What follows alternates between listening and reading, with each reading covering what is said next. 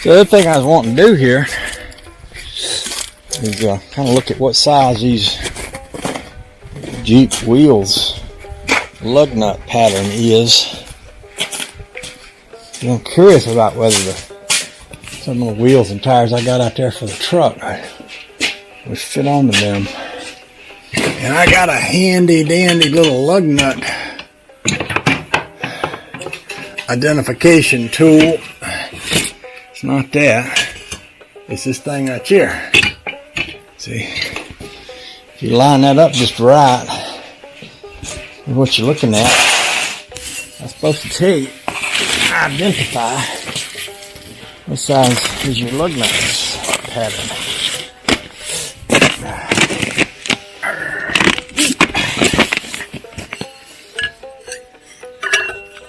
Of course, the hard part with the wheel on there is to figure out what goes where. It almost looks like it's going to be third hole from the bottom. Is it third hole from the bottom? Hard to do this with just holding it like that. I wonder if I can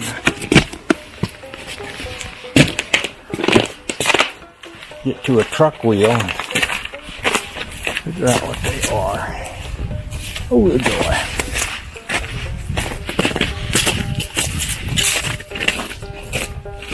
Wheels and tires are out here. Out here with where the Crosley is. Oh yeah. There they are. Huh. Huh.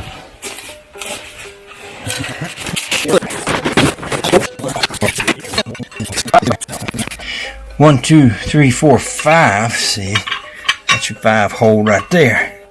So I can stick my finger in that one and turn it. So we got a line up there, and each one of those is in the number 5 hole. So if that Jeep was where each one was in that number 5 hole, and by 5 I mean like 1, 2, 3, 4. I'm calling it 5, but it's number 4 hole because there's only 4 holes. But what that is that's a 5-inch lug pattern. Chevys are 4 3/4, and Fords are 4 1/2, and Ford trucks, and sometimes Jeeps are 5 inches. But not all the Jeeps are created equally. Like the CJ7, that has a 5-inch lug pattern. Let's see if I can find a lug on it and I can show you. This one could have, or it could have something else. Walk out here again. Okay, so let's get serious. It's like a funny thing when I say that. Let's get serious. Let's get serious. I'm gonna lay down. I'm gonna put my finger in the number 5 hole, 4 hole. And see, that is not workable because if I put my finger right in where that lug is there, and I match it with that one, and I match it with that one, and I match, well, you know, I think that is a 5. Let's try this again. I'm going to take my little finger and put it right in the center where that lug is, and then with my eyeballs, I'm lining up the next hole, and the next hole, and the next hole. That is a 5-inch lug pattern.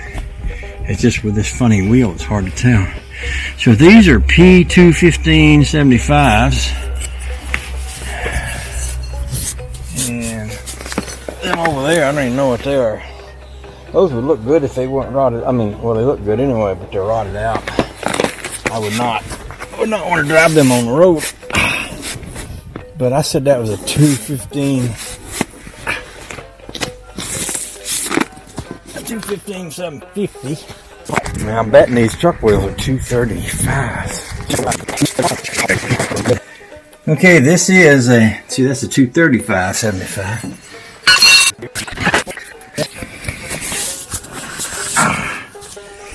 That one is a 225 70.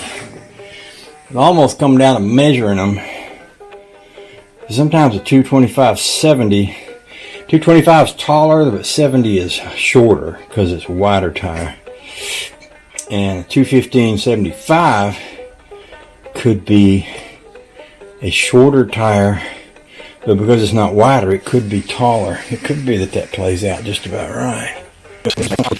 So, I've got the two tires sitting so that I think they are just about the same. And I got the outside of them propped up, and I got this bar across them, and I believe that is pretty darn close right there.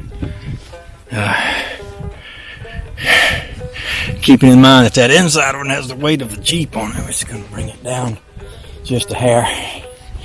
I think I could probably get away with running those two together, as long as I don't run the 4x4 unit on dry pavement. Y'all ever heard the Uncle Remus story about where Brer Rabbit teaches Brer Fox and Brer Bear how to find gold, and tells them to follow a wagon, an old ox-drawn wagon that had a big wheel on the back and a little wheel in the front.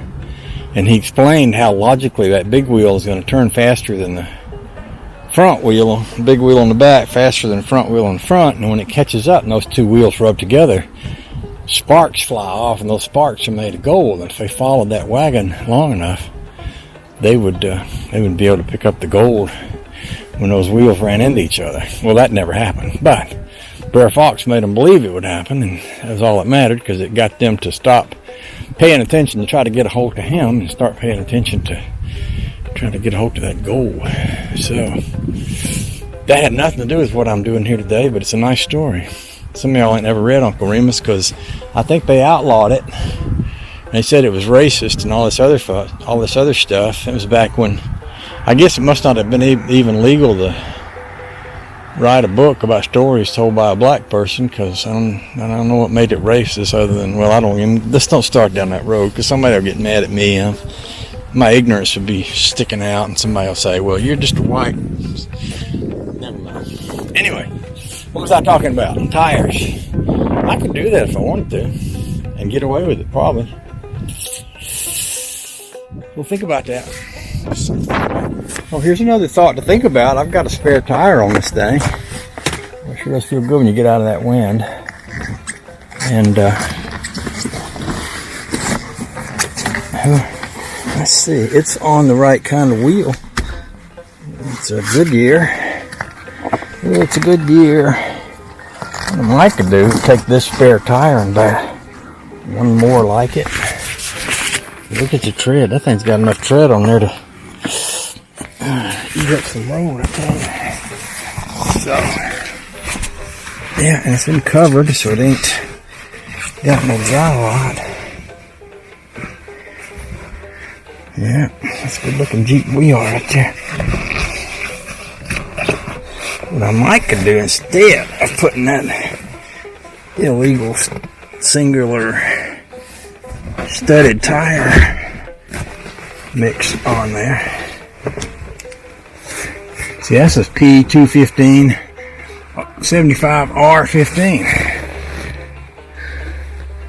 She's a beauty. So if I got me one more like that,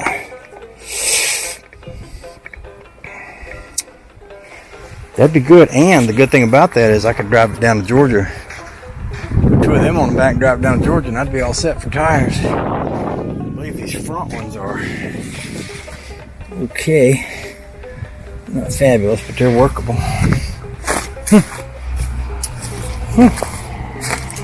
That one needs a little air in it. It's got a little bit too little air in it. Ooh. So just for fun, I'm going to go ahead and just see what it costs to buy one of those tires of that sort. I'll talk to you more in a bit.